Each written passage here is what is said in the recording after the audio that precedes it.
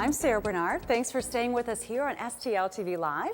And on February 1st, St. Louis will go red, and Tracy Brazelton with the American Heart Association is here to tell us all about going red. In St. Louis, go red means different things because we have the Cardinals, of course, and that's right. April is our big red month as well. That's right. So it's a nice fit here for St. Louis and the American Heart Association. Yeah, so we got to start early, February 1st. So why are we doing it in February? Well, you know, February is Heart Month, having Valentine right in the middle of the month, but the entire month is American Heart Month.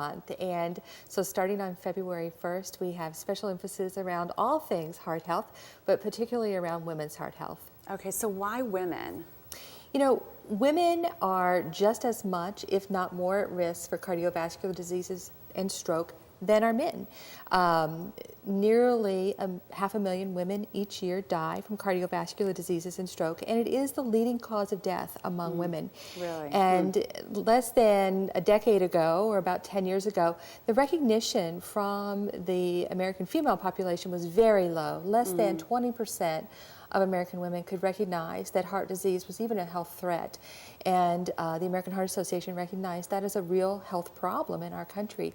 And so developed Go Red for Women as an awareness raiser to help women build healthier lifestyles for themselves and for their families. So why did you find that women aren't paying as much attention to heart health as, say, men are?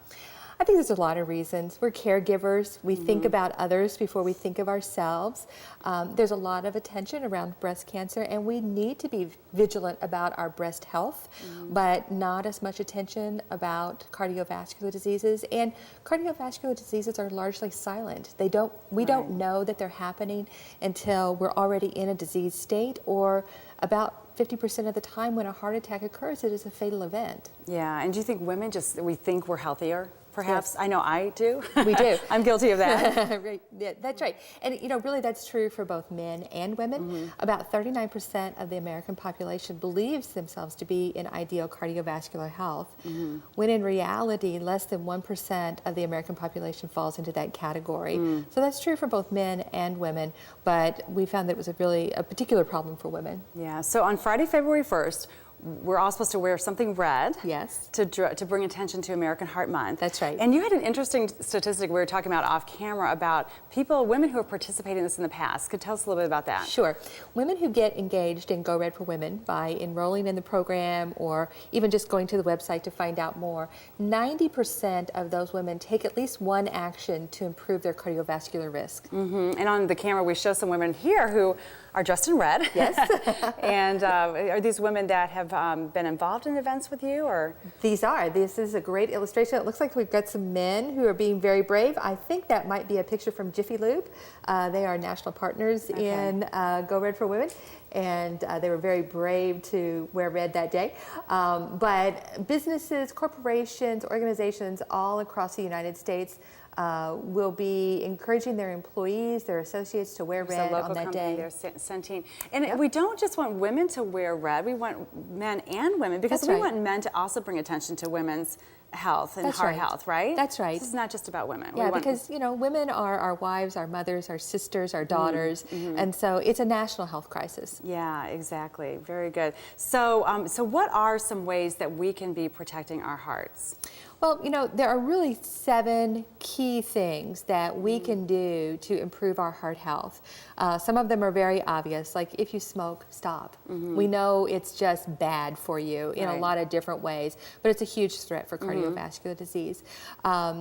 Things like getting more exercise. Too many of us live a far too sedentary lifestyle, and we know that as little as 30 minutes of exercise each day provides significant cardiovascular improvement.